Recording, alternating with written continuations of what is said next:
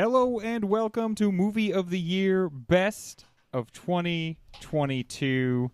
We are winding down 2022. We have done the mixtape. We have made the choices for the albums. And now it has come time to talk about the 2022 comedy shows. Joining me, as always, my partner in crime, Mike. How you doing, Mike? I'm doing great. Let's do more crimes tonight, baby. Yeah, should we do less mentioning the crimes on the podcast? I think so. I think they don't need to know. Man, you sound like my lawyer. Just don't do it. Just don't do it on the podcast. Please don't mention the crimes. And Shut try up, to stop nerd. doing crimes. My other partner in crime, Ryan. How you doing, Ryan? I'm so good, Greg. Thank you for asking me that. There's a bit about the things that rich people and poor people have in common that the middle class will never know, and it's having a lawyer. Having a lawyer is something that only rich people and poor people ever experience. Also, like being on a boat. Yeah. If you're just middle class, you're never on a boat. Also with us, drugs. Huffing paint in the back of your Hunting dad's man trailer. for sport. Or food. Having a diamond fight. Also here, pockets brimming over with diamonds. Cassie, how you doing, Cassie? Doing good. Though diamonds are getting a little heavy. It's a little hard to walk around with all of these, and they're kind of stabby, but I take on this burden for the people. I do this for you guys in this podcast. It's just big chunks of glass, right? That you were just running through your hands at all times. I was told these were diamonds, and I believe Is that it. not what diamonds are? Oh, I'm so embarrassed. I'm They're sorry, so shiny. You can see the old I'm with English you. label in one of them. That was my highest prize one. It's got it all. The 5 The C's. old English diamonds. Cassie is currently wearing her engagement ring, which is half a Coors Light bottle. We don't have the heart to tell her. Don't mean to brag, but they really splurged. Sorry Also to flex here- on you. And also a huge fan of comedy. How you doing, Caitlin? Hee hee hee, ha ha, it's Caitlin. Yeah, I love it. I love laughing. Already She'll- laughing. she'll Wow. laugh. An Just when you early hear the word start. comedy, she'll get a good chuckle. Mm-hmm. That's me. I And love it. last, but certainly least, Books. How you doing, Books? After that intro, I feel honored. I feel real good about myself, my contribution. I already feel like I'm being set up for failure every time you call me Books and I'm here to talk about TV shows. And then you really lowered the bar to the ground, and now no one has expectations. I feel really positive about my contributions. Books, in the TikTok age, though, wouldn't you say that watching TV is the new reading? No. Oh, she's gonna... She was not going to play with Yeah. you at all. I considered for a moment. I was like, I should no. Fuck no. Because sometimes I'm just sitting there doing my scrolls, and I'm like, you know what, man? I can't watch a show right now. I don't have the mental capacity to watch a prestige television drama or comedy. You're on social media. What are you doing? You're scrolling. You're writing books back in the day. You're writing them on scrolls. It's Like, the same thing. It's the same so, thing. yeah, so it's not that TV is the new reading. TikTok is apparently the new reading. Books, let me hit you with a second question, which is we have been charting over the last few seasons the fact that when we say comedy, sometimes not everything we watch feels exclusively like a comedy for this bracket. Did we have that problem here in 2022? Oh, yeah. Absolutely. There's no Yeah. doubt about it. There were certainly some moments that were not quite as comedic in the Caitlin interpretation, the hee hee ha ha interpretation. Sometimes of I comedy. went ho ho ho instead of hee hee hee, and I don't like that sometimes, Greg. Okay. Caitlin, would you say that there were some shows where like they were comedies, they had the air of comedies, they had like the staging of comedies, but then maybe only attempted one joke early in the season and then maybe never again? Yeah, I mean, definitely. That's why I ho ho ho through the rest of the episode. I turned into Santa for some reason. I'm sorry. That is totally fine. Ryan, one problem we have had in the past with, I think especially the comedies, is that we have something I think I call new kid syndrome, which is we love the new kid on the block. Are you at all afraid that some of our elder statesman comedies are not going to advance? Greg, I know this is just like a question to get me talking about TV Comedy of the Year, but I'm going to answer you with I am legit afraid of this thing you're saying. Like, I think that the new, especially with comedy, like with drama, new is good, but also like veterans are sort of more comforting. With comedy, it's like if you have a second season, bitch, I saw your first season. Yeah, this isn't funny. Get the fuck out of here. There was some strong second seasons this year, though, or like later seasons.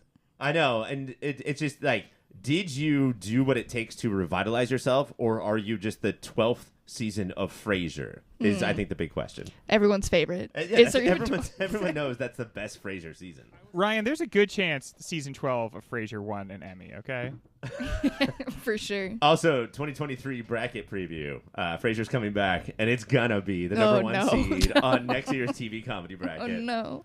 oh boy, here we go. Already kicking off the 2023 predictions.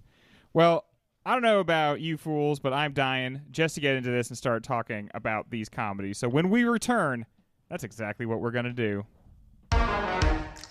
Our first matchup of the evening is number 1 seed, The Bear. That sounds fun. Season 1. Bear. Versus number 9 seed, Hacks on Season 2. The Bear is the story of Carm, who is both a chef and a cousin, and who has left the high-stress world of gourmet food for the high-stress world of kinda shitty food. Filling in for his late brother, Carm tries to make things right while trying not to make them too much worse. Standout performances by an extremely talented cast. Shout out to A.O. Edibri. How do you say her name? Edibri? Yeah, you know what? We did our best. And layered complex storytelling made this our number 1 seed. Hacks returns for a second seed to ask the question, can you still be friends with someone if you were suing them? A very American question, to be sure. Season 2 sees Deborah Vance touring the country, working on her special, and trying to be true to herself in a world where phony meets baloney. Cassie, this is the comedy show, but does that mean the funnier show automatically wins? Or do you take overall quality into account? And, based on that answer, which do you think is going to move on? Whew.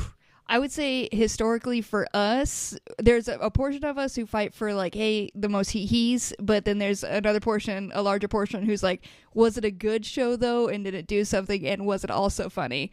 And I feel like that's what the majority of people are looking for. They want a well-rounded show that also made them laugh. Arguably probably a better one. Normally my way is how many he's. But this am I making a false distinction here between saying that it's my feeling that number 1, The Bear, great show, but Hacks is funnier, isn't it? For sure. It definitely, Hacks had more jokes, but like, I don't know, there's something about the, like, not the absurdity in the way of like other shows like Southside gets into, but like the absurdity of the situations that they find themselves in The Bear and how it keeps escalating in like a real world way that's just so shitty is at some point you just have to be like, this is funny because it's so insane and it's giving me so much anxiety. Like, it's a survival instinct to laugh at that one, I guess. Bunch of kids get drugged at birthday parties. Hilarity. Yeah. Which, that's a crazy episode. But I do think that there is precedent here. I would say that Hacks is this season's or this year's version of the other two, which won last year, which tackled so many dramedies, like the bracket is always full of, just because it had the most. And are we really going with the most hee-hees and ha-has? That's what we're going to say all night. How about tonight? JPM, Ryan? Jokes per minute. Yeah. A 127 JPM. Oh, shit. Because when we're talking Hacks specifically, there are conversations where the back and forth is incredible joke, incredible joke, incredible joke, incredible joke. Like, especially when the two leads are speaking to one another. The Bear has like 4 jokes. The Bear is straight up a comedy because somebody was like, "Oh wait, you're 30 minutes." Watching people from Chicago is in and of itself funny. That's why The Bear's a comedy.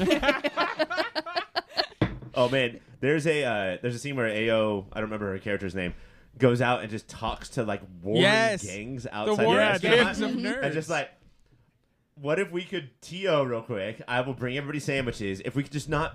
Like, what if we tone down the Chicago from like 11 to a 9? Is that possible at all?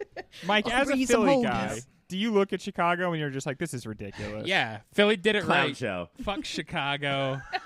EAGLES. Chicago's not Eagles. even New York. It's the second city. How sad do you have to be? Every other good city, look, we all know New York's the main city. Every other city is like, I'm going to carve out my own path. Chicago's like, I'll be the second city. I'm a little guy. Fuck Chicago. Big younger brother energy. But Mike, as our resident Italian fella, what did you think of that Italian beef? I mean, pretty sexy stuff. I love Italian beef. I love Cousin. What's Cousin's name in the show? He's not the bear, but he's the cousin. Cousin. That guy, man, have I seen a bunch of that guy in life. And he he is great. It's been a big couple years for Cousin between Dune and the bear. Mm-hmm. You just want to call Cousin's everybody. had a real Cousin's resurgence as something you could just call somebody. Andor. You know it'll sprinkle down when it's on Pornhub. when Cousin knocks off mom, dad, stepsister, etc. Man, thanks to Pornhub, I have heard the word step cousin. What the fuck? Oh, I've had several step cousins. I had step cousins who hooked up. Did one of them get stuck on the dryer? Yeah, look, have you ever we're all like, oh, it's not easy. It's hard when you're trying to really get in there. When that sock's stuck in the back, you'll get stuck. I feel like you're only getting stuck if you want to get stuck. Books, did the bear ever give you an out-and-out panic attack? No. And actually, that's like a great question because like it should have. For me as a viewer, I'm normally the one. It did not. And I have been struggling since I watched the season of The Bear to figure out why I am so hooked on the show. Like I would pause it and go do other things and like take care of my child, important kind of tasks. And I'd be thinking like, I want to go back and watch the next episode of The Bear. Like it was just so intriguing. To be honest, I think I felt more panic during the first episode of season 2 of Hacks. The whole time she's debating to tell Deborah not about the email. Like I think that gave me more anxiety than any scene of The Bear. But maybe that's just because it moves so fast. As soon as the anxiety is starting to build, we're switching on to something else. So, can we settle something here on the show? I mean, we're gonna vote in a couple of minutes, but I want to settle something first. My wife and I have a disagreement. I believe Carm is super hot, and she's like, meh. What do we think, people? Carm is hot. Right? Okay. I had to bear witness to a conversation between my wife and my mother about how hot Carm is. He also has like issues, so that makes him hot. It's the tattoos. It's the smoking next to a dumpster, covered in tattoos, drinking out of a fucking soup-to-go container. And it's like he's got to be kind of mean sometimes because he's like his heart could break if anybody gets inside. And he's highly skilled. He looks like a curly-haired version of the Weasel from Suicide Squad. But no, you guys have. I've heard Dangerous Timothy Chalamet. Is what he looks like. He's got really like pretty eyes. I don't know. Piercing eyes. But they're so different directions. And so black around him because he never sleeps. It just really draws you in. This is what, if you are on a bender because of drugs, alcohol, or work, and you wake up in your clothes, chicks are just into that. I don't know what it is. He's like always greasy too, and it's like fuck yeah. Grease all over me. I've been trying to stop doing all the things we're describing, and I think I'm going to go back to them. Yeah, I know. You also have to be beautiful as a man to pull all this stuff off. Fuck. Yeah, and I think that's what he really has going for him. 2 of our best shows. Does anybody, Mike? Let me throw this to you. Do you feel at all like a little disappointed that these 2 are facing off against each other? Yes, right this at the top feels here? like a real round 2, round 3 type of thing. I can't believe Hacks is 9th seeded. And that might be the other critics who we base off our things are dumb and did, this is second season. It is only stronger than the first season. And also, we've had so many movies and so many shows that are about stand-up comics because we're fascinated with these fucking freaks. Yes. This is one of the few that's like you said, they are funny back and forth. All the other ones, it's like, you like comedy, but you're not good at it. Writers of this show about stand-up comedy, and they actually got people who know how to be funny to write funny people. Michael Jeffrey Jordan, I believe that's your name. Are you talking shit on Studio 60 right now? No, that's about sketch comics. And that was hilarious when they all dressed up in tuxedos and sang, Is It Okay If We're Funny Again after 9/11? There was a show on Showtime that was about stand-up comedians in like the early... The Comedy Store. I'm dying up here? Yeah. Yeah. And anytime they cut to them actually doing stand-up, you would have to like wait to listen to the audience to see if like in that universe they were doing well or not. Because if you just listen to the jokes, you're like the jokes that they delivered on stage as stand-ups would never be funny. Hacks manages to have funny stand-up within the show. Biggest like Oscar snub, the Joker. All the comics who are supposed to be good or not good, and his weird half asinine notes, I'd say were funnier than a lot of the open mic stand-ups I've seen. Oh man, you know when people watch the Joker and they say that happened to my friend? That's Mike. It's happening to him right now. Well, it has come time to vote, and it's got to happen. I'm sorry, everybody. Ryan, I'm going to start with you. Is it number 1 seed The Burr or number 9 seed Hacks? I kind of thought that Hacks would be all right if it was a one and done sort of thing. Almost like a perfect single season.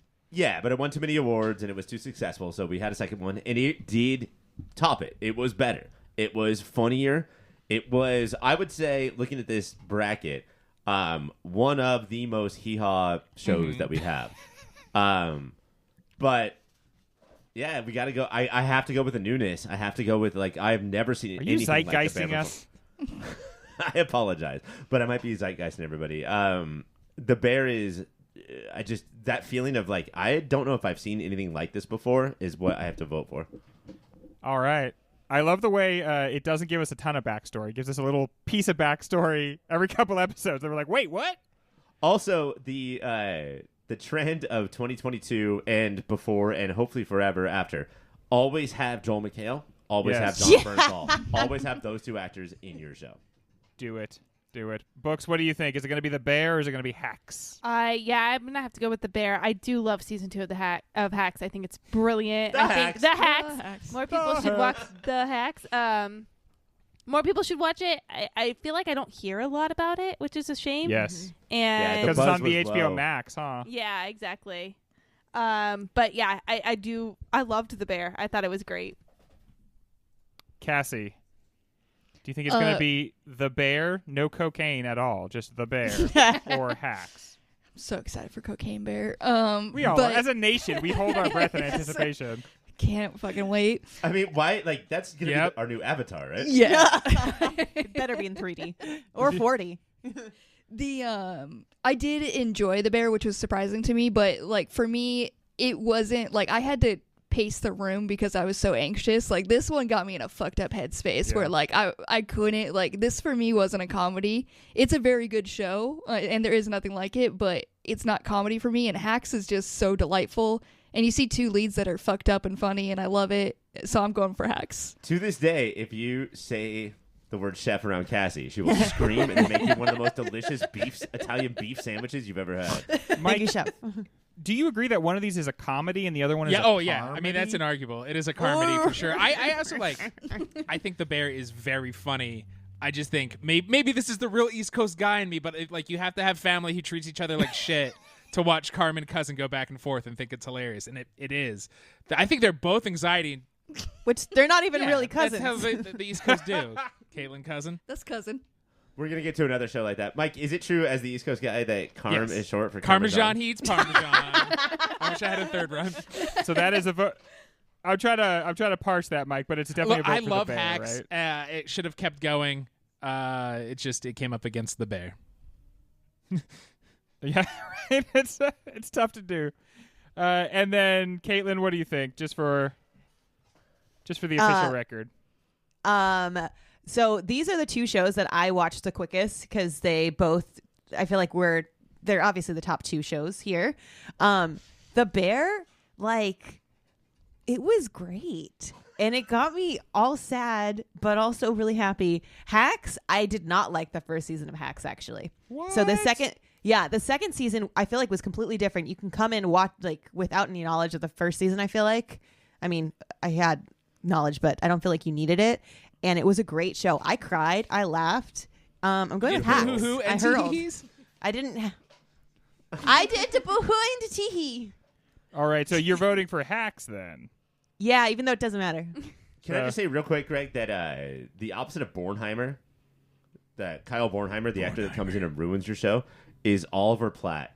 when his giant fucking Irish head walks into your show, you know it's going to be awesome. Now, Ryan, I think I may have been mistaken, but I have 2 votes, right? So it's 3-2 for the Bear, but If you want Hacks to beat the Bear, you can do that right now. I feel like whoever comes out of this is going to win everything. I am going to state my case here, which is that I really liked the Bear, but I just felt like it was only occasionally a comedy. And I really feel like it's not. It could have beaten some lesser comedies, but Hacks is one of the top 3 funniest shows that we have. And I was always more excited to watch Hacks. The Bear is an experience. Hacks is a great comedy. Yes. And it is moving on. When we come back, our next matchup. I'm going to put the paperwork in right now to get the Bear on the drama. Hey, bracket. guys, thank you so much for listening so far. And let me just tell you that everything ahead of this commercial is much better than what came before it. That's my guarantee. While I have you here, let me tell you about a website. It's called yourpopfilter.com. And it's everything you need that's related to Pop Filter. Everything Mike, everything Ryan, everything Greg, everything Cassie, everything is there at yourpopfilter.com. While you're there, go to yourpopfilter.com/Amazon. Make that your new Amazon bookmark and do your shopping from there. That way, we get a little piece of the action and Amazon doesn't. Make sure you're also listening to everything that Pop Filter has to offer, which includes the Superhero Show, a podcast that covers every single TV show that's based on a comic book or comic book property, and Movie of the Year, where we sit down and try and figure out what is the single greatest movie of any given year. That's Superhero Show, that's Movie of the Year, and that's yourpopfilter.com. Rate, subscribe, review. Bye! Our next matchup will change your freaking life. Number 4, The Rehearsal, Season 1 of ? versus number 5 seed Barry, Season 3. Long in the tooth? I don't know. Let's see. Layering reality and phony baloney-ness until the audience is forced to submit, Nathan Fielder's The Rehearsal has one thing that is unquestionably real. A whole lot of heart. What does it take to be ourselves? And how can we know we'll always represent ourselves well while doing so? Barry Season 3 says, what if the person you are is a huge, big piece of dangerous shit? Should we still be, true to that? What if who we are is a cold-blooded killer? This season of Barry saw a dark comedy reach for the title of Darkest Ever Comedy. Mike, which show made you laugh with how uncomfortable it was, and which show made you uncomfortable with how funny it was? Oh, damn. Only work within those confines, Mike. Staying just in that guardrails, the hardest I laughed of any of our shows and in any piece of pop culture that came out in 2022 is it's days like these that I curse the Chinese for inventing gunpowder. I will mutter that around the house and grocery stores to myself from the first episode of The Rehearsal. I remember I was a little tipsy after a long night of recording, and I watched that, and it blew my fucking mind. I love Barry. Bill Hader should win so many awards and is going on to do so many things. This show is nearly flawless, but The Rehearsal, fucking game changer mind shift of what you can do with TV. And I like that Nathan Fielder is just contractually is like, as long as we've done Best of the Years, he's like, I'll be on a show or produce a show that fucking Pop Filter Podcast Incorporated has to talk about. I do want to point out that the reason that Mike was tipsy that night is because we had spent 3 hours in a sort of mock-up of his apartment rehearsing what it would be like to watch that first episode, and we practiced the shit out of it. I would probably laugh here. Let me try that out. Caitlin, I feel like we are simpatico in that we sometimes get too uncomfortable when we're watching stuff like this. Mm-hmm. Did you ultimately, having seen multiple episodes, were you uncomfortable watching The Rehearsal? The Rehearsal got me in this weird space of every time I watched it, I was like, how did they get this set from one place to another? How did they do this? It just had me question everything, where I just was like, I want to watch more because I don't understand how this is happening, but it is. Right? I don't know, Ryan.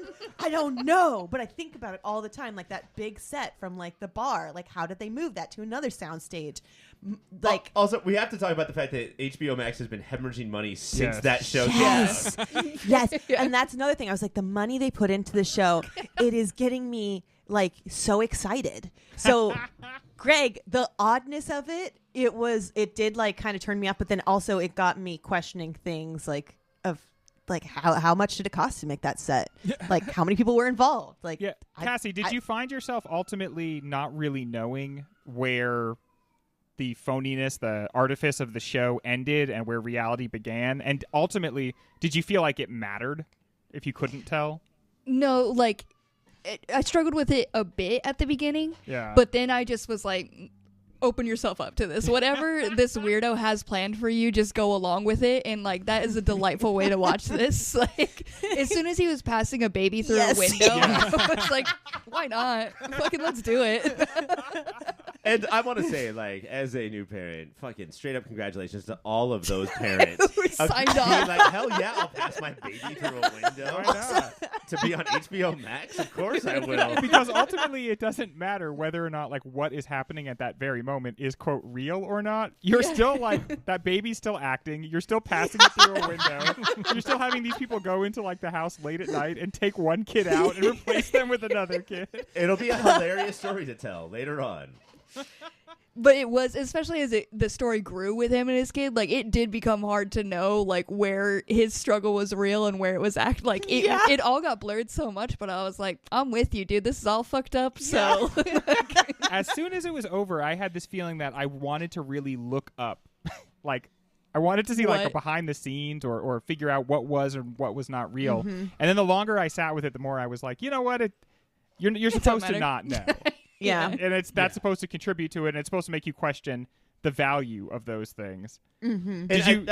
I do think there's a part of him that is a little Michael Moore-ish in that I want to get the results on camera regardless of how I did that. Yeah. But by not ever claiming that like this is a legit documentary. Like Nathan Michael Fielder Moore. is interrogating that aspect of I think all documentarians and Right. reality for TV sure. producers, where Michael Moore's just like, oh, hey, my dad, this is how we do it. And I mean, he says going through it, it seems like the man himself actually gets lost in the project, and that's where I wonder, like, you know, did that really happen or did it not? Or you know, did it really happen? But when we see it on the screen, it's him reenacting that. Yeah. Also, stay It's a tuned. dark hole. Stay tuned because all of the quote unquote actors on the show I bought cameos for promoting this episode. So Books. Barry, is it too dark in season 3? This is a show that started off like with darkness on the horizon, and now it feels like we are under the toxic cloud. I think Bill Hader's brilliant. I think this season ventured too much into darkness to last on the comedy bracket. Like, I just don't think it held it. There were entire episodes where I didn't like giggle. And that I will never forget when what's his name is tied to the radiator. Like in the Fuchs. Oh my god! Like this show felt more violent than it ever has in this season and dark. And I just But the rehearsal also gave me anxiety, and I had to like kind of wish I could play it in like a faster speed because everything just moved a little too slowly for my comfortability. I'll tell you, a time he really sits on a long reaction is episode 1. Where the guy who the whole thing is centered around is like going to reveal his big secret that's eating him up, and he can't get himself to do it, and they stay on him for like 2 minutes.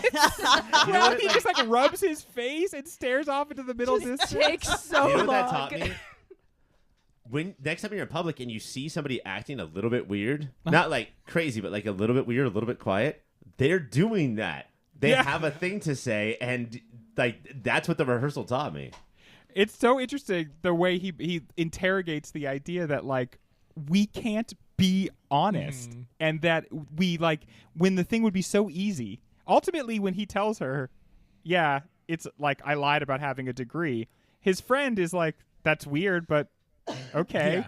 This had been like 10 years of Haunting his him life. for a decade. It's like when you have a chore that you don't do for a year and then it takes 15 minutes. Yeah. I don't do any chore until it's been a year. Yeah, dude. Well, you got to get the panic, right? The panic 1 year is bad. anniversary. Yeah, It helps us also get things done. as new and as fresh as the rehearsal was, and I know that that Barry's in its 3rd season, but this still to me is the show that constantly reinvents TV. Like what we saw in this season, I like I don't want to say that like movies are better and TV's like lame movies, but it constantly. But we're all thinking it, so it's okay. Right? Yeah, reinvented what TV can do. The whole sort of I'm gonna do the anti-hero while making fun of you loving the anti-hero in its third season, I think is like such an important thing it's doing. You think it's good when the monster loves you? You really think that it's like Twilight? Because it's not. Because here's Sorry, Caitlin, not to catch a stray there. No, Twilight is much different. You're right. Better. It's better, in fact. And more hee-hees and ha-has. But we have to talk about a couple of episodes. Barry, I think, suffers from COVID or like pandemic gap of like when that first season or that first episode of the third season came on. I was like, what the fuck is Who are these people? Yeah. Is that the Fonz? Barry. Is that guy Barry? Oh, that guy must be Barry because he's digging a grave. He's being buried. He's burying someone. But the chase through LA, the motorcycle episode, and the finale with NoHo Hank sitting in a chair, and we don't see that there's a tiger running around eating people. Yeah. We just watch NoHo Hank hearing it. There's some RRR shit going on off I'd say camera. just the way they've evolved NoHo Hank from like just a joke character, just Poochie of season 1 to like a pretty in-depth character. Yeah. He's the one telling the main character like the truth to power in this season is crazy. Is this the smoothest Urkeling character in TV history? Barry blew me. Like the rehearsal, I think once I got past the premise, once I got past that incredible first episode that Mike again had that one line. It's days like these that I curse the fact that the Chinese invented gunpowder. And the backstory behind that is this guy is like a trivia champ, and they're trying to feed him trivia answers. And so there's all these awkward lines like that all through the Just episode. casually strolling by a hostage Yeah. situation. As the rehearsal went on, I got a little more bored, and as Barry went on, I got way less bored. I'd say what you will, out of as many bad people there are in Barry, the worst villain we've seen on TV this year is Angela. And I think that's a mark for the rehearsal. Yeah. Well, it is time to vote. Mike, let's go with you first. What's it going to be? Number 4 seed, The Rehearsal, or number 5 seed, Barry? I love Barry so much. One of my favorite shows. But it's The Rehearsal for me. 1 vote for The Rehearsal. Books.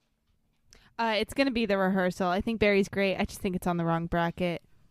All right. 2 votes for The Rehearsal. Caitlin? I agree with Books that it's a little dark. It did have me tee-heeing, though, but I am going to give it to The Rehearsal. 3 votes for The Rehearsal. Cassie, what do you think? For me, it's The Rehearsal, too. Is it going to be nearly a clean sweep, Ryan? No, I know you guys are into your childish reality shows, like So You Think You Can Rehearse, but this third season of Barry is an absolute masterpiece, and there's no way that The Rehearsal was like strong enough throughout the whole season to hold a candle to it. But have your little vote. That's fine. Now, normally The Rehearsal is the kind of show that would scare me so much that I would have to read the Wikipedia because I could not deal with the social awkwardness of it. But I was a brave little boy for this podcast, just like I always will be. And I watched all of The Rehearsal, and I was so glad that I did because it was one of the most genuine, heartfelt experiences I had. And it is moving on with a near clean sweep. Ryan had to be senior poopy pants there, but that's okay. When we come back, more battles. We are back with our next matchup. It's number 2, Reservation Dogs versus number 7 seed, Atlanta. And this is Reservation Dogs Season 2 and Atlanta Season 3 and 4. Reservation Dogs returns in its sophomore year, and it's like we never left our good friends. Road tripping, doing some roofing, and going to conferences. Sterling Harjo and Taika Waititi keep showing us the beauty, humor, and desolation of res life in a way that neither overly glorifies or denigrates that life. What we're left with is folks, and folks are rad. Atlanta reminds us that folks are also scary. Yes, funny and quirky, but when you get right down to it, uncanny and rather terrifying. Each episode more like a mini-movie with distinct tones, perspectives, and moods, but more often than not, very scary, actually. Caitlin, which one of these Hulu heavyweights hits is heading on? Oh, geez. Okay. So Reservation Dogs is always fun. It definitely hits the heart, and I feel like I always come out learning something about either reservation life or dog life, you know, or hot chip life. Hot chip life, Catfish. Flamers. Honestly, this season I learned a fair bit about roofing. And I don't know if I'll ever use it, but I learned how to kick someone from a passenger seat really well, and I like having that knowledge.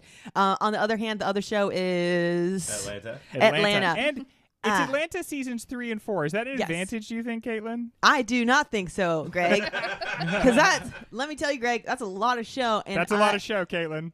And Atlanta is very heavy, but also it's like, it feels like it's art that I don't understand. And it's hard to watch sometimes because I'm like, I don't understand what you're trying to do here. And I feel dumb for that. But also like, does anyone? Hey, Mike, Hey, and do you Cassie, guys- do we sort of want to bail on the show to continue the Greg and Caitlin AM like morning show banter? Absolutely. Yeah. I'm loving it. Yeah. I like this. I like what's going on right now. Ryan, you are a fan of scary things. Am I just being Greg calling this show scary? It is the scariest thing I watch. Do you agree? Atlanta is what you're talking about. Yes. This There was a tornado in Reservation Dogs season 1 that scared the pants off me, but season 3 is a lot, and a lot of the critics or podcasts that I listen to have started turning towards stock up on season 3. I think that they don't often come with like what it takes to argue that like season 3 is different, therefore better. It reminds me a lot of actually, Greg, your Kendrick from the music show of like, you guys you're doing something different, but is it good? That's what I keep thinking when I listen to the season 3 talk. Season 4 is an absolute return to form. Like, I think season 4 is borderline pitch perfect the entire time. some of the best episodes in the history of the show, right? Like it goes out very strong. Right, and like the finale is like, I can't believe how great the finale was. We could do a 2-hour show just on the finale and its treatment of finales. You know, like how the pressure of a finale. The finale is called "It Was All a Dream." Yeah, and this is where we're introduced to Thick Judge Judy, the idea of Thick Judge Judy, which will stick with me forever. Atlanta is like, I don't. It's an all-timer. It's won TV comedy of the year before. And I don't want to say that season 3's awkwardness and scariness, to put it in Greg terms, sort of deflates season 4's back to formness. But Reservation Dogs is spending a second season doing a lot of the same things, but so many different things, creating this like Springfield, like this live action Springfield. This is a total world. A total world, like a total environment of all these characters that, I've never seen on TV before. I think is kind of undeniable. Like, I want to lean towards Atlanta because there will be a season 3 of Reservation Dogs. That's typically like in award season how people vote. Yes. Is like, I will get to vote for Reservation Dogs next year, but I can't vote for Atlanta next year. But man, I just finished this season of Reservation Dogs finally, and I could not believe the emotions shooting out of my body. Every part of my body was just a Care Bear stare of tears and laughter. I'm sorry. I'm so sorry. Tears and hee-hee-ha-has. Thank you. Thank you. Mike, this may be a little bit of an unusual question, but Reservation Dogs does a really good job of telling one sort of like continuous story. Is there any way in which Atlanta's like hyper episodic nature is a drawback for the show? I guess only if we're all Ryans of the world who think TV is inherently less than. We all strive to be Ryans, but not a lot of us can't do it. And And also, real quick, strive harder.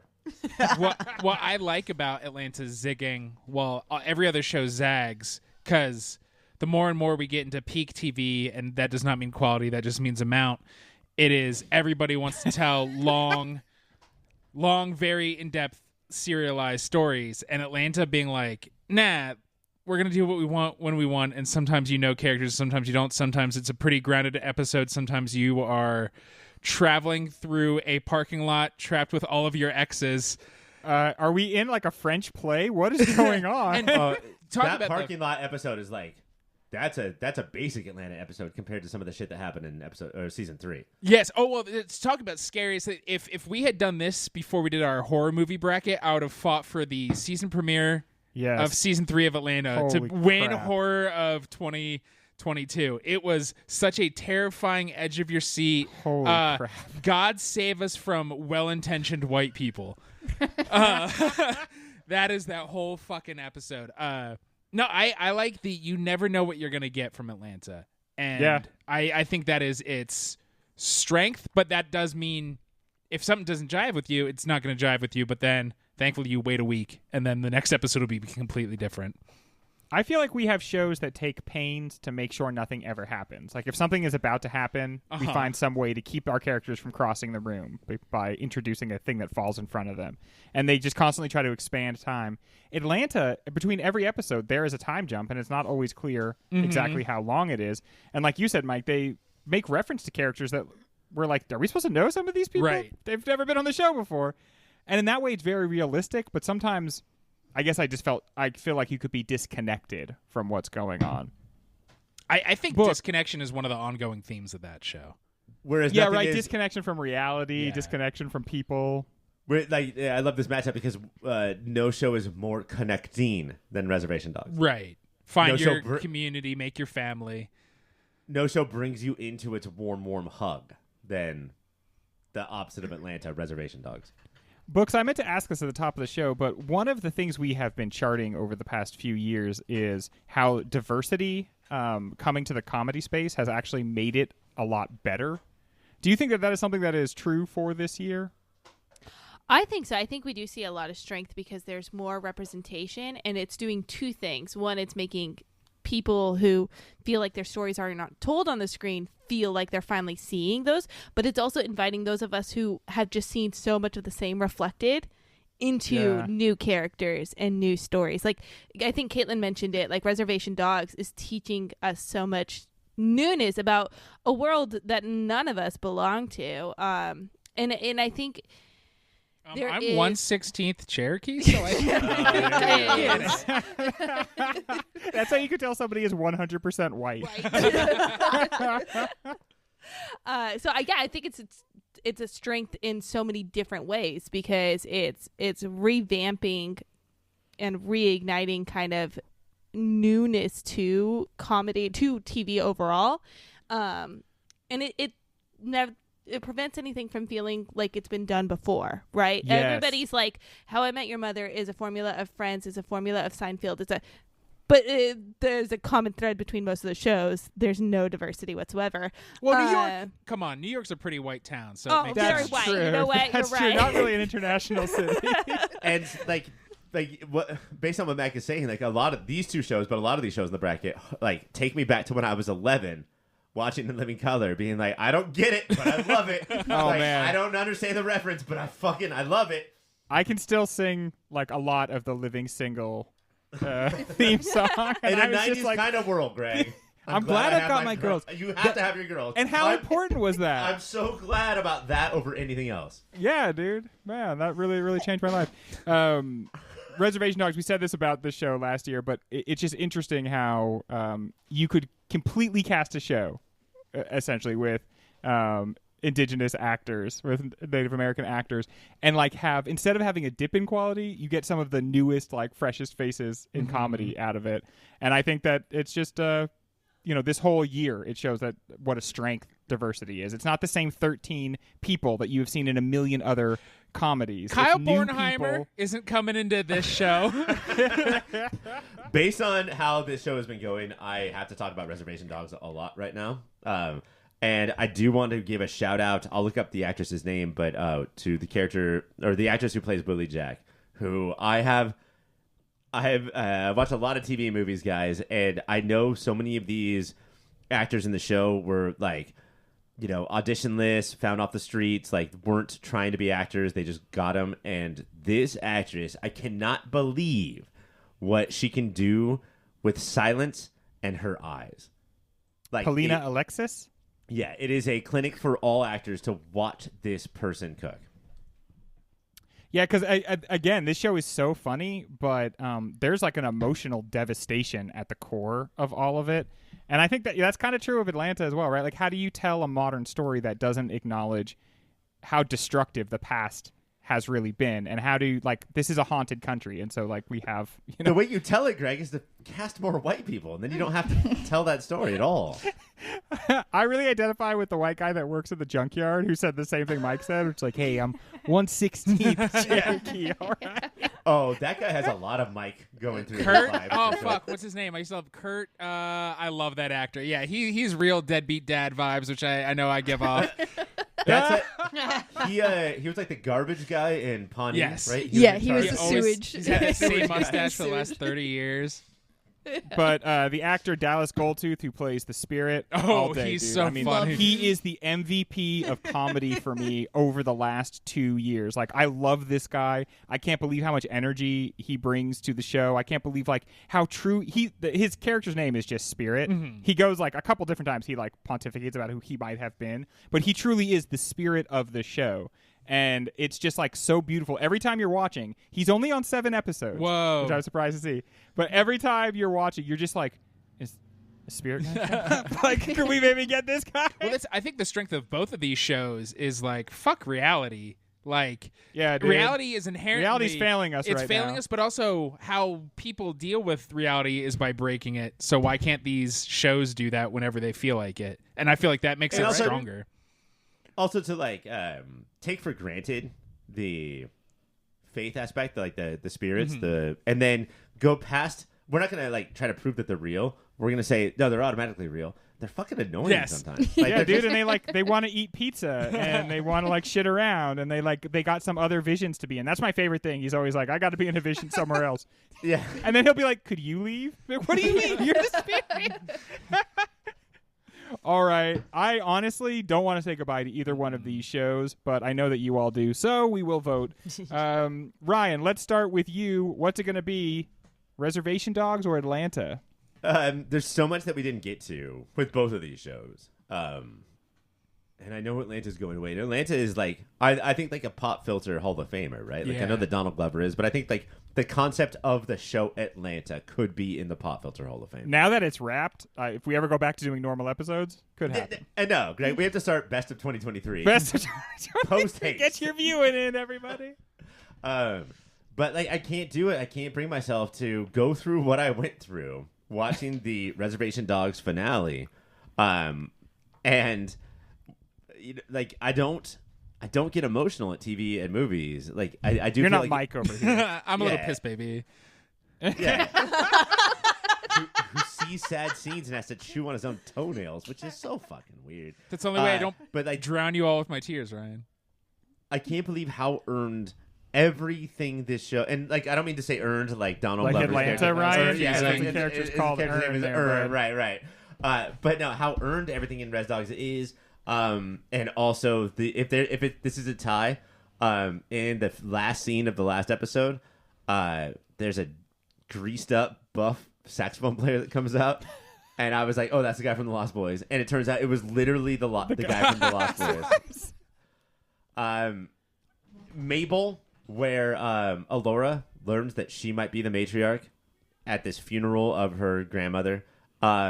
Stay Gold, Cheesy Boy, where we finally get an episode with Cheese, and he's in a like boys' home jail the entire time. Like these are all like, it's Reservation Dog. All right, 1 vote for Reservation Dogs. Cassie, number 2 Reservation Dogs or number 7 Atlanta?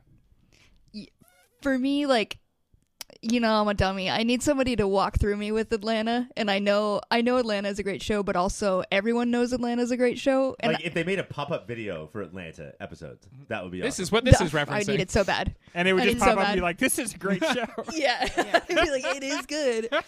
You're enjoying yourself. But like again, like everybody knows. Like you see Atlanta, everybody's like, oh yeah, that's a good show. Everyone like Yeah. knows it. I don't know if people know about Reservation Dogs and how fucking amazing it is. Like there's so many. I can't pick a favorite character. Every time one's on screen, I'm like, that's my favorite character. Yes. And no one comes on, and I'm like, that's my favorite character. The answer's Cheese, but I totally get what you're saying. We have I love- several shows where the whole conversation could just be, no, wait, actually, this person's my favorite character. Oh, no, Yeah. wait, this person's my favorite character. Sorry, it's your turn. No, Ryan, I But don't know thanks if for you letting talked me enough for talk. your Anytime. voting. Oh! For me, it's Reservation Dogs. Ryan, did you have something you wanted to say? You're allowed to talk. Well, I forgot it because of Mike's stupid insult. Or fucking on point insult. That is 2 votes for Reservation Dogs. Caitlin, what's it going to be? I am in line with both Ryan and Cassie because Atlanta, it was too heavy for me. And we're talking about TV comedy right here. And Atlanta, it was heavy. You had to read into the context. And I'm like, I'm not here for that. I'm here for laughs. And I love Reservation Dogs. So, boom. I think this this episode is going to change brackets in the future. Like, winners are because of the hee-hee-ha-has and... Because it's a comedy. I know, I didn't consider that in the past. And I think some of these might be moving to the drama bracket. I think that's Mike, where they belong. Reservation Dogs on a bit of a run here. Will it continue with your It's vote? on a run, and I love it, and I love this cast, and I love the show. It's very funny and heartfelt and all the things. But Atlanta, I think, is some of the best television we've got in the last 20 years. It is... I think continually breaking what TV can be to make this cool black comedic Twin Peaks is so bold. And that's what this fucking is. And to say it's not funny, a woman in a scooter is chasing Darius around with a pocket knife for an entire episode. That is hilarious. That's so fucking scary, dude. I admit that it's funny as well, but she won't stop, and it's not even clear like how she's getting. like, why? She's a demon. And how's the battery still And alive? Safe. That's all I was thinking. I was like, it's going to die at some point. Never They do a did. fugitive reference, sort of, where he's like, but this was my air fryer. And she says, I don't care. It's still I don't care. I think it's so funny, and just the fact that it also has darker themes, I don't think detracts from it. Reservation Dogs is great. I have to go with Atlanta. All right, books. It is 3-1 Reservation Dogs. What do you think? I technically don't get a vote this round because I was a big baby and I didn't. And you were watch too scared to watch? Atlanta. All right, well, I would have 2 votes, and I strongly don't want to be the one that has to decide this, but I think I'm going to buy just a hair, just an absolute hair. I'm going to give it to Atlanta, which is going to mean that it's actually 3-3. What? Wait, you can't What tie does it that then? do? That means that we have to vote off. Everybody votes again. Oh, we're tied 3-3 again. I am, because everybody else's votes went for it, I'm going to give it to Reservation Dogs because I would have been the only other person to vote for Atlanta. So Reservation Dogs is going to move on. It was so close for me, it doesn't necessarily break my heart. But Atlanta, you're an amazing show. I think Atlanta actually might have won Pop Culture of the Year at one point on this show. And it still feels like that. I know it lost in this round, but I still feel like it kind of had that punching power. You just go up against something like Reservation Dogs, and you get sent home. All right, when we come back, our last matchup of this round. Hola, Filterinos. I just wanted to interrupt real briefly and say thank you for listening. Thank you for your support. If you want to support us a little more directly, you can go to patreon.com/yourpopfilter. There, depending on what tier you pick, $1 a month, $5 a month. If you're crazy, anything more than $5 a month, don't do that. You can get extra content. There's extra shows, extra series, behind-the-scenes stuff.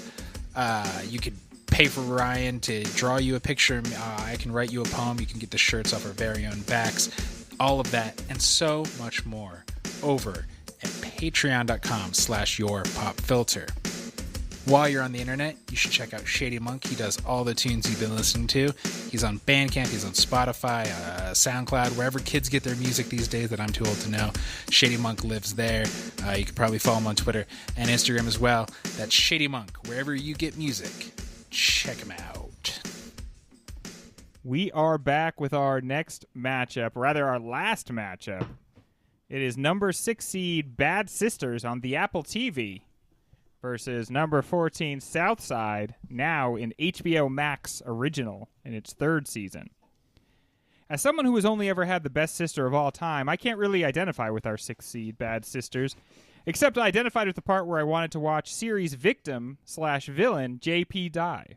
I wanted him to die so bad, and even though I knew it was going to happen, it didn't happen soon or often enough for me.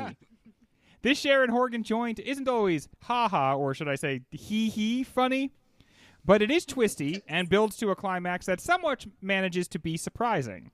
I assume I didn't actually finish this one in time. Going up against Bad Sisters is Ryan's pick and friend of the show, Southside. Well, I don't know them, but watching the show is like hanging out with some of the funniest people we'll never know.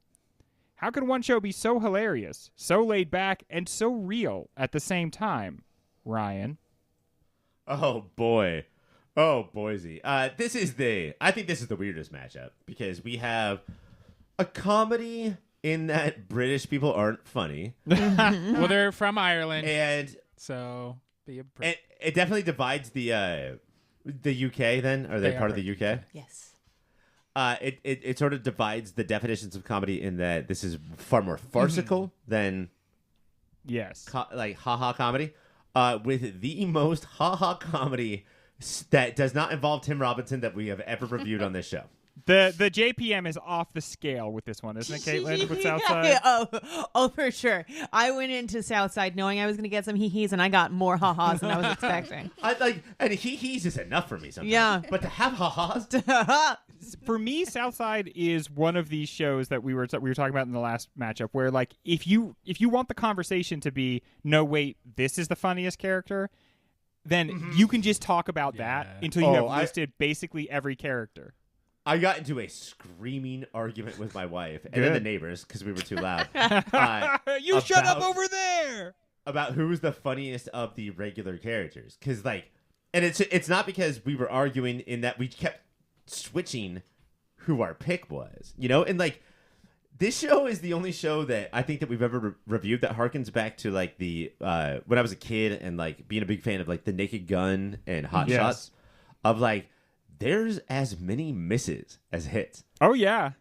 But it's nonstop fucking going for it that I can't help but be, admiring of it. I have a wild theory, and it is that the misses are part of what make this show actually work. Because this is a think piece, dude. It feels like your friends got together and made a show that is so much better than you would ever imagine they could make.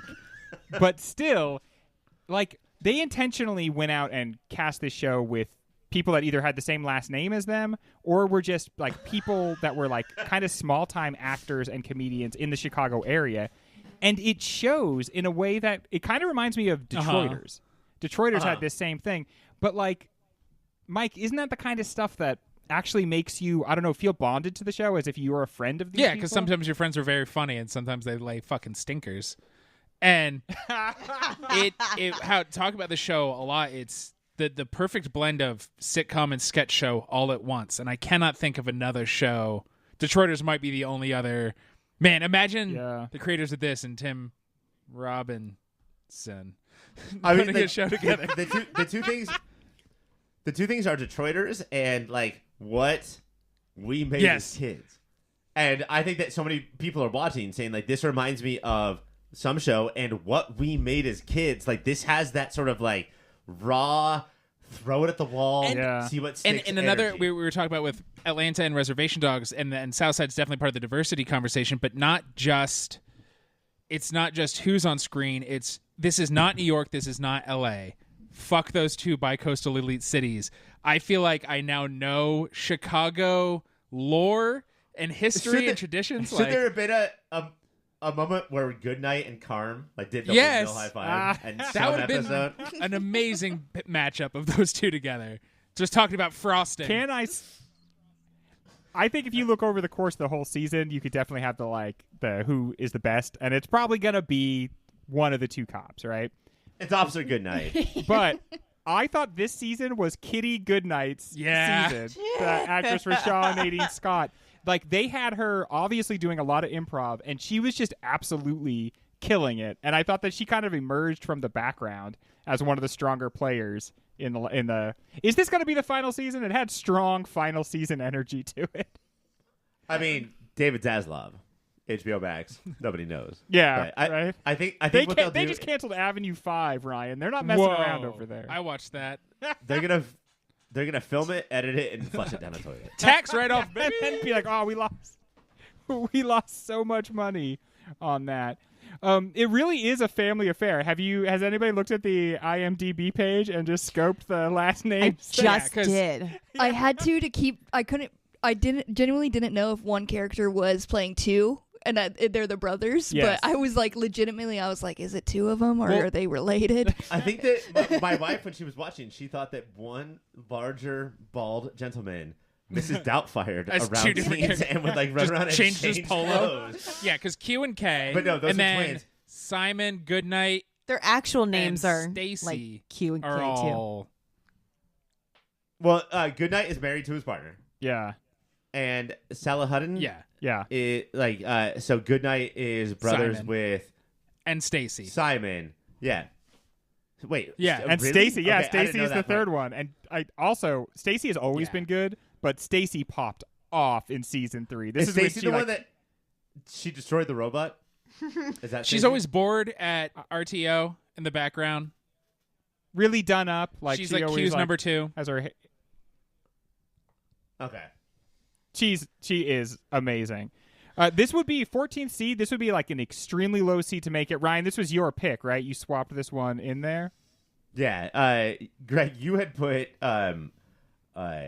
Nirvana's Nevermind in the Yes. bracket for TV comedy, and I was like, you know what? Should go instead Southside. Yeah. Because I So I got a feel little like confused, and you were like, "What do you want to do?" And I just said, "Never mind." And yeah, you looked at me with that look of like, I don't know what to do. Yeah. And clearly, Yeah, if well. And then you came in and we're you talking saved about me. Nirvana best TV comedy, In Utero, I think is funnier. Dude, that shit's hilarious. Rape All me? right, it is time to vote. McKenna, what is it going to be? The twisty drama / comedy Bad Sisters or South Side? I enjoyed Bad Sisters. I think I would love it more if John Paul did not keep realiving, like not being That was the dead funniest throughout the part. episodes. Yeah. It's a Oh farce. my god, he pissed me off every single time he was on the screen. And you know I what But would've then been you better, though, always got if- to know that he was still going to die. The fact that they That show was you the that he's relief. dead I right know. away. he didn't get punished enough each time he Yes. reappeared. Like I And every wanted- time there was Presumably a- he's in hell. yeah. There was every time there was a murder attempt, if they went back and like, I think he's dead, right? And then he just slowly floated down from the sky, and he was like, God JP said I'm is not done back, yet, baby." motherfucker. Yeah, so Bad Sisters was the first full comedy I watched through from this bracket, and Southside was the last one that I checked Oh, wow. out. Funny enough, and I wish I checked out Southside sooner. It is absolutely delightful. I was so confused. I thought I had missed so much, and turning out that it's just constantly chaos is even Yeah. more lovely. Southside gets my vote. I thought it was so fun. Great show. All right. I love it. One vote for South Side. Ryan, what do you think? Is it Bad Sisters or South Side? I'm gonna flip the script here, Greg. I think that the fact that the Bear and Barry are kicked out, even though they are the clear, like, cinematic revelations of the year, is insane to me. Bad Sisters is so well shot. It's so, it's done like it's shot so well, and I think that its pacing is so great. Sure, there's a little bit of like, oh, we're gonna do this again with JP, but that continues to add to the comedy, you know, because it's not like the punchline comedy. It's the, as we talked about, the farcical sense. Also, keep in mind, every time he lives through something, he also gets like his face Yeah. bashed in. Yeah. He falls into like a body of water with no pants on. He survives, but his dignity always gets chipped away at a little bit. And even though every time Mike watches an episode, he texts me, "You're like JP." I like that didn't turn me off to the show. But Southside is. Oh, I thought that was short for just perfect. I thought he was texting Yeah, to let you he's know that just you're perfect, like my in his favorite eyes. character in anything ever, JP, the hero of Bad Sisters. But Southside to me is what comedy is, which is bunch of friends try everything. It will like Stephanie, my wife. I'll call her S. Brady. Wait, is that too many clues? Stephanie B.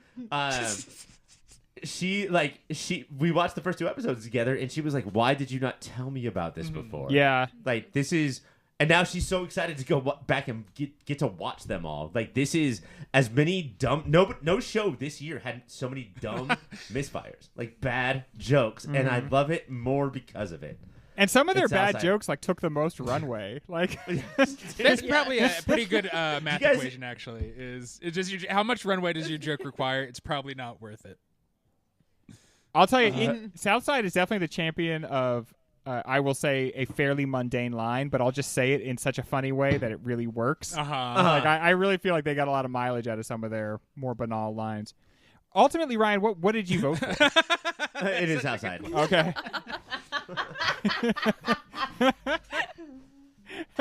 Cassie, what are you thinking? I think it's an obvious with me. Southside is dumb and perfect and hilarious. It's Southside. Yeah. All right.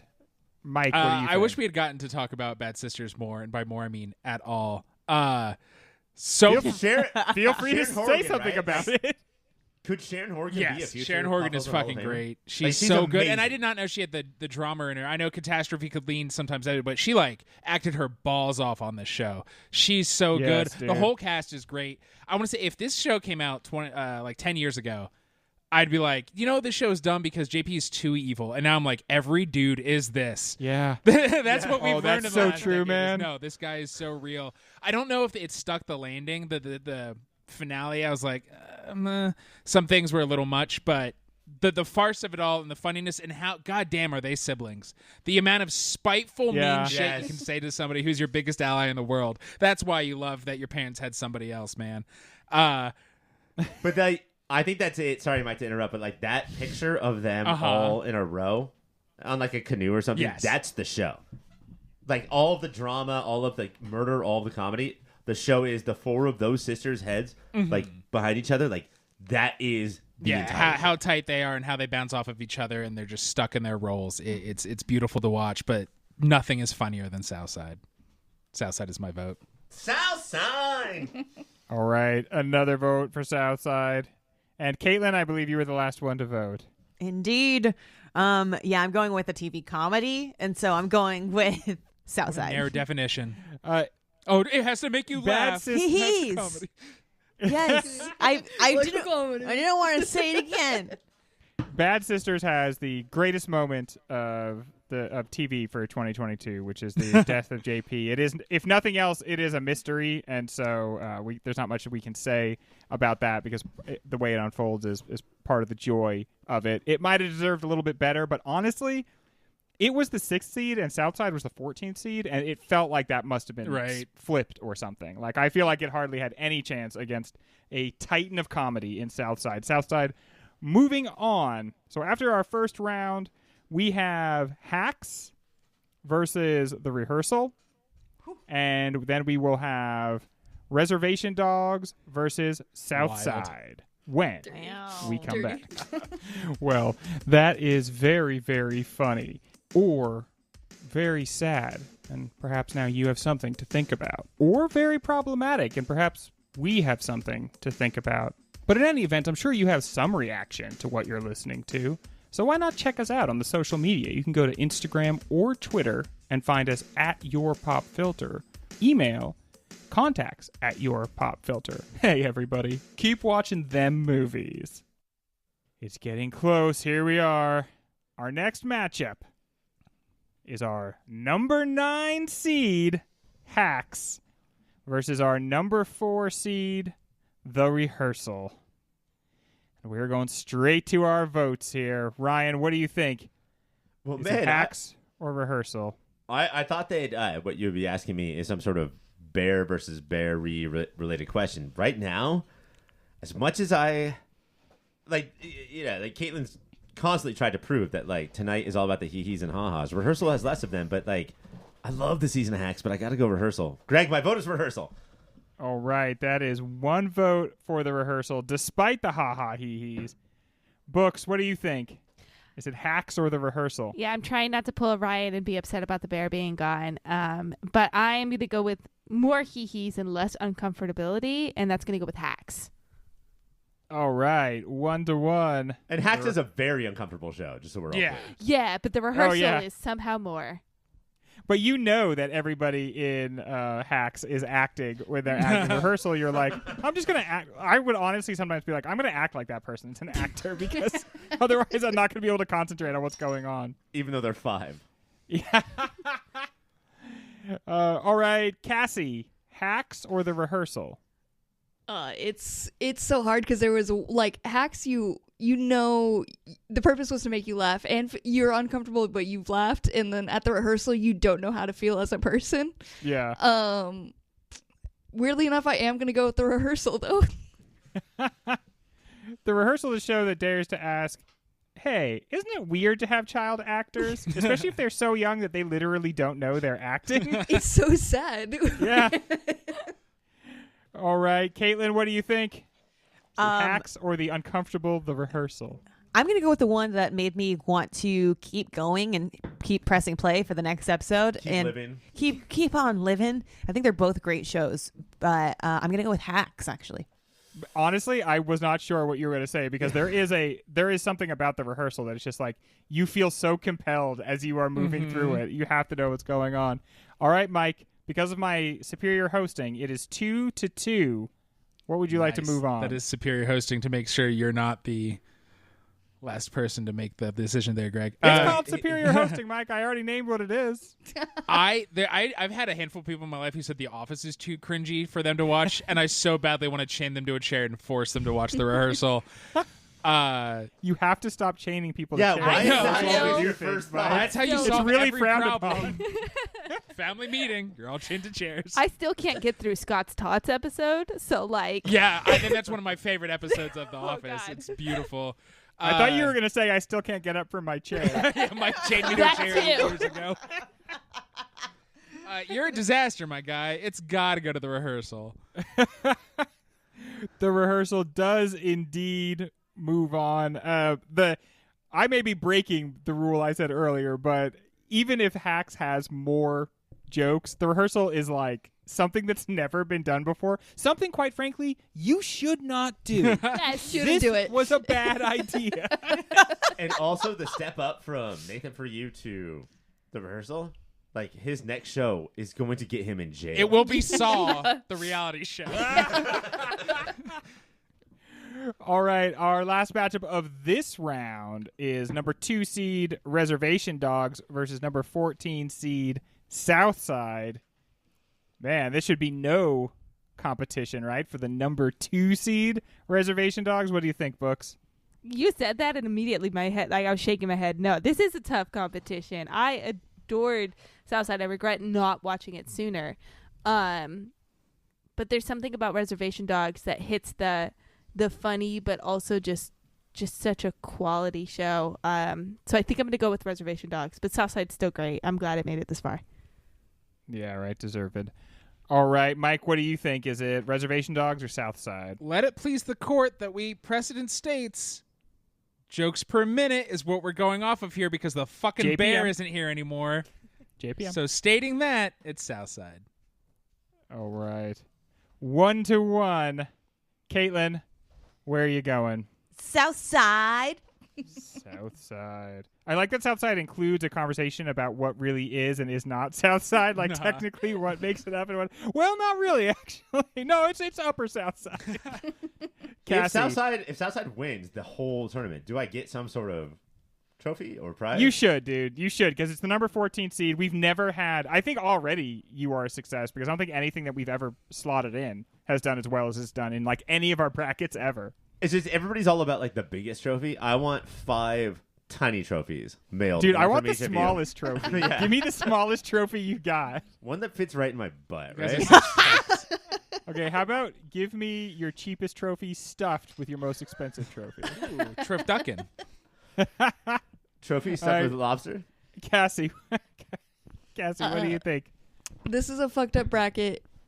Obviously, I'm Southside. These are fucked up times. It's fucked up. I'm gonna go Reservation Dogs though. Oh, it's 2-2, Ryan. It could all come down to you unless you disagree with me, in which case your vote doesn't matter. Yeah, good to be the host, right? 14th seed Southside. I am so proud of you. Yeah, The you bracket did so almost much. happened if it wasn't for you being created and then me putting you in there, which means that like I feel like that with the Salahoudins, I have equal credit for the 3rd season of Southside. But Reservation, both shows do that Springfield thing. You know, like we didn't talk enough about how Southside is just a constant, nonstop stream of new characters you've never seen on TV. But Reservation Dogs sort of sits with them a little bit longer, I would say. I know that this is not about TV dramas, even though most of these shows are. But the fact that we got this super hilarious show while watching these episodes, slowly understanding throughout the season that this is about generations and about how they repeat themselves and about how these 4 kids who dealt with this suicide are dealing with a group of elders right above them who also dealt with the death of Cookie, and how it's just repeating. But I would say that borderline one of the worst shows I've watched all year, episodes of TV, was the one where the security or the policeman, like the res police guy, gets high on drugs, and I'm like, I don't want to see this shit. I don't want to see this. But like towards the end, that it's where the whole season came into focus about how like he could have made different decisions. He watched this person die. What does that mean for the shit asses? And could they have done something different? Reservation Dogs is borderline perfect. I'm gonna call out Reservation Dogs winning the ultimate 2022 bracket. It's Reservation Dogs. Calling his shot. Southside is so awesome. If I had to choose what show I would rather be on, I think I would choose Southside because it looks like they have such a blast making it. And that might be why it doesn't beat Reservation Dogs, because Reservation Dogs is a little bit of a more professional show. I think they're a little bit more committed to like entertainment across a spectrum. And I think if it doesn't win the jokes per minute, it has a much higher batting average of jokes. Oh, the batting average, like there's probably like 2 or 3 laps maybe, but they're home runs every time. Yeah, they're really good. Southside, congratulations, and I mean that specifically to Ryan. You really did it. No trophies will go his way. No, butt-sized trophies. So that leads us to this final matchup.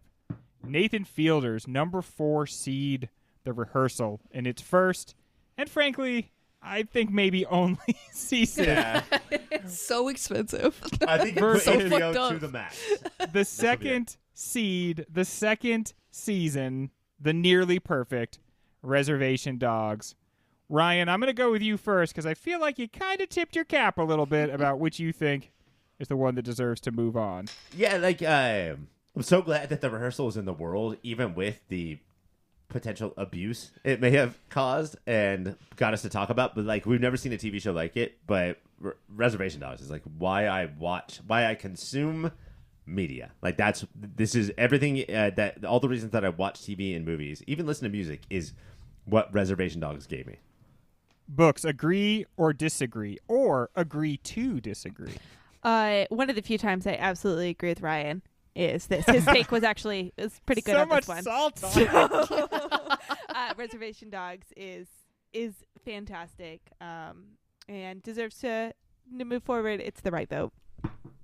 Mike, Okay. I feel like you were the first person I heard say everyone has to watch The Rehearsal, and Greg specifically, you're going to have to gird your loins and do it. So I kind of think of this as your show. Do you think it has what it takes to beat Reservation Dogs? It's I agree word for word with what Ryan said, but flip what show he said it about. Oh. My jaw was on the floor the entire time watching The Rehearsal alone. Like the amount of emotional reactions it got into me to watch alone, not in a crowded theater, not with my lovely wife, just alone. The hooting, hollering, weeping, gnashing of teeth. It is a bananas thing that is allowed to exist in the world. And I think it is singular, and that's why it has my vote. Honestly, I think elements of it are not legal. I think he just got away with some of this stuff. Cassie, it is 2-1. Reservation Dogs is in the lead. What do you think?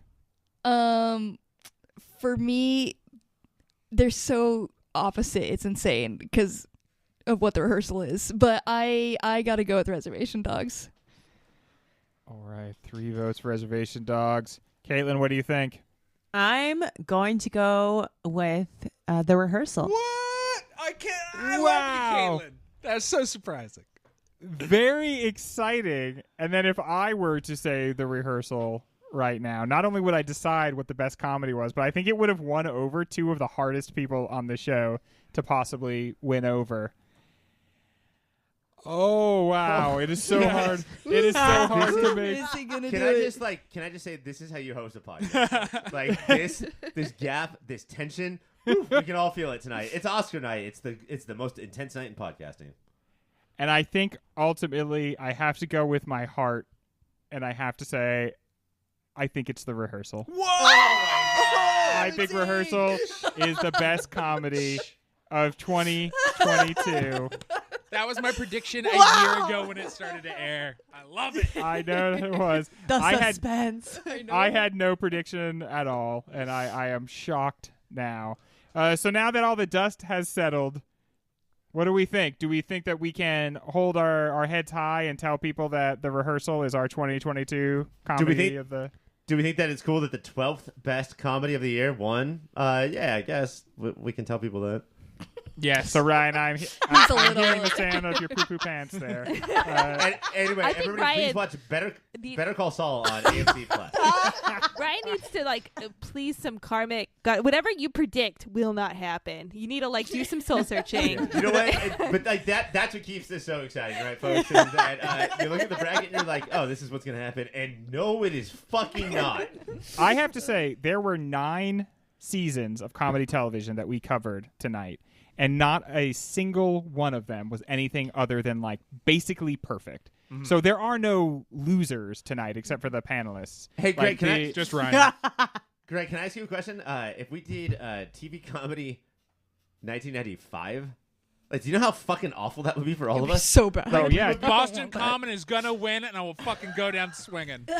You know what I would say, Ryan? I would say just shoot me, and I would mean the show, but I would also mean please just shoot me for having to do that. That is all the time we have, ladies and gentlemen.